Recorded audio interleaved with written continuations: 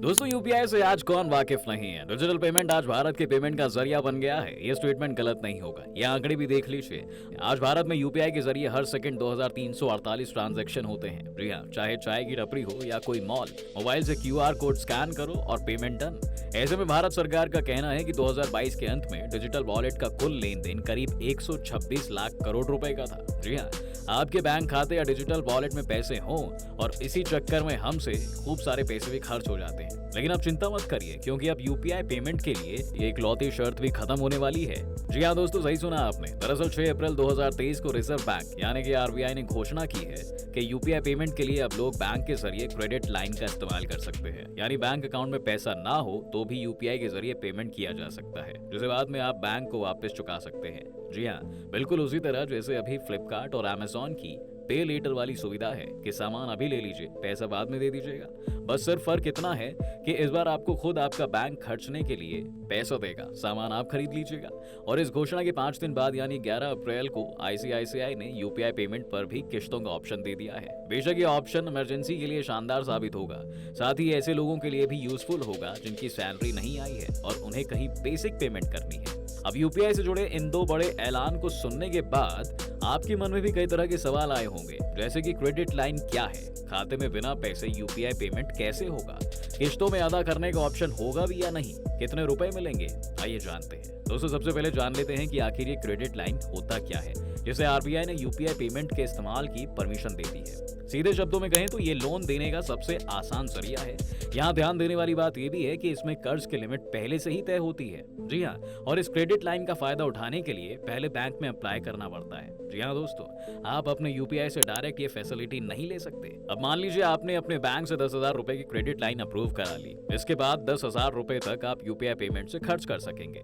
आप जितना अमाउंट खर्च करेंगे बैंक आपसे उतने का ही ब्याज लेगा। क्रेडिट लाइन का फायदा होता ये है कि बैंक लोन के कंपैरिजन में इसे लेना ज्यादा आसान होता है, यानी इस लोन को अप्रूव कराने में किसी तरह की झंझट नहीं होती। तो ऐसे में हम यूपीआई के साथ क्रेडिट लाइन इस्तेमाल कैसे करेंगे। दरअसल यूपीआई के साथ क्रेडिट कार्ड को लिंक करने की बात कई लोगों ने सुनी होगी, लेकिन यहाँ यूपीआई को क्रेडिट लाइन से लिंक करने में कंफ्यूज होने की जरूरत नहीं है। इसे ऐसे समझे कि अगर आपके पास क्रेडिट कार्ड नहीं है और सेविंग अकाउंट में पहले से पैसे नहीं है, तब भी इस नई सुविधा में यूपीआई के जरिए से पेमेंट किया जा सकेगा।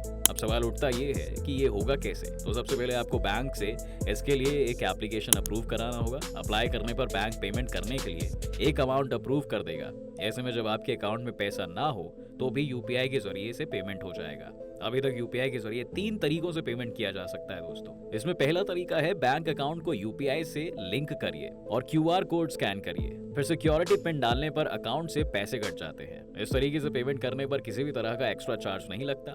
दूसरा तरीका यह है कि पेटीएम या अमेजॉन जैसे ऐप्स के वॉलेट में बैंक अकाउंट से पैसे ट्रांसफर उससे यूपीआई के जरिए पेमेंट किया जा सकता है। ऐसे में नए नियमों के मुताबिक अब इस तरीके से 2,000 से ज्यादा का पेमेंट करने पर अमाउंट का 1.1% ट्रांजेक्शन चार्ज लगता है। जी हाँ, आपने जो 1.1% ट्रांजैक्शन चार्ज की खबर सुनी थी वो बिल्कुल सच है। अब इसे इस्तेमाल करने का तीसरा तरीका भी जान लेते हैं। तो 8 जून 2022 से आरबीआई ने रुपे क्रेडिट कार्ड को यूपीआई से लिंक करने की परमिशन दी थी। इस तरीके में क्रेडिट कार्ड को अपने यूपीआई से लिंक करने पर पेमेंट किया जा सकता है। इसके आने से क्रेडिट कार्ड हर समय अपने पास रखने की जरूरत खत्म हो गई है। अब फोन आपके पास हो और क्रेडिट कार्ड घर पर पड़ा भी हो, कहीं भी कभी भी आसानी से पेमेंट किया जा सकता है। और यूपीआई से पेमेंट के तरीके में इस इवोल्यूशन का अगला पायदान है यूपीआई के साथ क्रेडिट लाइन का इस्तेमाल। जी हाँ, अब आपके दिमाग में भी ये सवाल जरूर आया होगा कि क्या इस तरीके से पेमेंट करने पर कोई एक्स्ट्रा चार्ज लगेगा।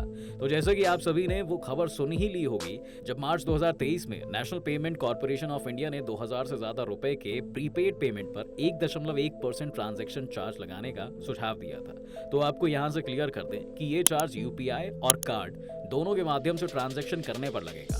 जी हाँ, इसी अप्रैल की शुरुआत से इसे लागू भी कर दिया गया है। ऐसे में यूपीआई क्रेडिट लाइन के माध्यम से पेमेंट करने पर भी ये चार्ज लागू होगा, यानी कि अगर आप इससे 2,000 से ज्यादा का ट्रांजैक्शन करते हैं तो आपको इस पर 1.1% चार्ज लगेगा।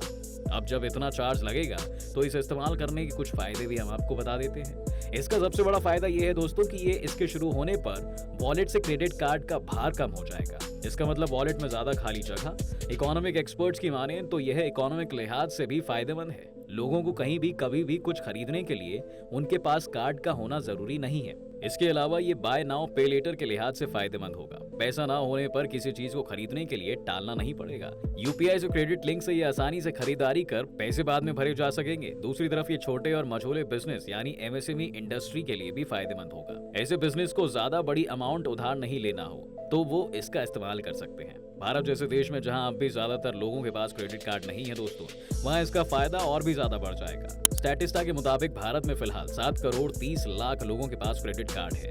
वहीं देश में स्मार्टफोन इस्तेमाल करने वालों की संख्या 74 करोड़ 80 लाख लोग हैं। इस लिहाज से इसका फायदा क्रेडिट कार्ड के कंपैरिजन में कई गुना ज्यादा लोग उठा सकेंगे। इसके साथ साथ बैंक अब फिजिकल की जगह डिजिटल क्रेडिट कार्ड ऑफर कर सकेंगे। इसमें पीओएस, स्वाइप मशीन जैसे एक्सपेंसिव फिजिकल एक्सेप्टेंस इंफ्रास्ट्रक्चर की भी जरूरत नहीं होगी।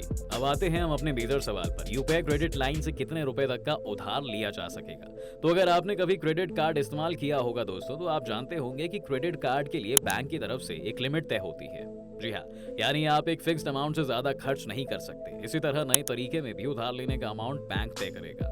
ये सभी लोगों के लिए अलग अलग हो सकता है। किसी व्यक्ति की इकोनॉमिक कंडीशन को देखते हुए बैंक ये तय करता है कि कोई कितना कर्ज ले सकता है। अब जब हमने इसे क्रेडिट कार्ड से कंपेयर कर ही दिया है, तो इसके इतने फायदे के बाद नुकसान भी डिस्कस कर लेते हैं। फिलहाल ऐसी किसी सुविधा के शुरू होने से क्रेडिट कार्ड की इंपॉर्टेंस कम होने की आशंका जताई जा रही है। कुछ एक्सपर्ट्स का यहाँ तक कहना है कि क्रेडिट कार्ड बाजार से पूरी तरह बाहर हो सकता है। इसके लिए डेबिट कार्ड का एग्जाम्पल दिया जा रहा है। जैसे यूपीआई के आने से डेबिट कार्ड की मांग साल दर साल घटती गई है। अगर आप आंकड़े देखें तो 2022 से जनवरी 2023 के बीच डेबिट कार्ड से ट्रांजैक्शन में 21% की कमी आ चुकी है। जी हाँ दोस्तों, यानी डेबिट कार्ड लोगों के लिए यूजलेस हो चुका है। अब जाहिर सी बात है कि अगर आप क्रेडिट लाइन से उधार लेंगे तो आपको वो उधार चुकाना भी पड़ेगा। तो आइए ये भी जान लेते हैं कि यूपीआई के माध्यम से क्रेडिट लाइन से उधार लेकर ईएमआई से कैसे चुका सकते हैं। फिलहाल देश में बाय नाउ पे लेटर की सुविधा को शुरू करने वाला आईसीआईसीआई पहला बैंक बन गया है। बैंक ने 11 अप्रैल को इसे शुरू करते हुए बताया कि अब कस्टमर ईएमआई सुविधा का फायदा यूपीआई स्कैन करने में उठा सकते हैं। इसका प्रोसेस कुछ ऐसे होगा कि आपको सबसे पहले बैंक में बाय नाउ पे लेटर सुविधा के लिए अप्लाई करना होगा। बैंक से अप्रूवल के बाद कस्टमर अकाउंट में कम अमाउंट होने के बावजूद कहीं भी सिर्फ क्यूआर कोड स्कैन कर पेमेंट कर सकते हैं। अब कस्टमर जो राशि इस क्रेडिट लाइन से खर्च करेगा उसके लिए बस ये शर्त है कि 3, 6 या 9 महीने के अंदर पैसे वापस जमा करने होंगे। अभी आईसीआईसीआई बैंक ने ये सुविधा शुरू की है, लेकिन उम्मीद है कि जल्द ही अन्य बैंक भी ऐसे इनिशिएटिव लेंगे। तो दोस्तों, क्या आप भी इस क्रेडिट लाइन का इस्तेमाल करना चाहेंगे? कैसी लगी आपको ये नई सुविधा, हमें कमेंट करके जरूर बताएं। आज की वीडियो अगर पसंद आई हो तो वीडियो को लाइक और शेयर के साथ साथ हमारे चैनल को सब्सक्राइब भी जरूर करें।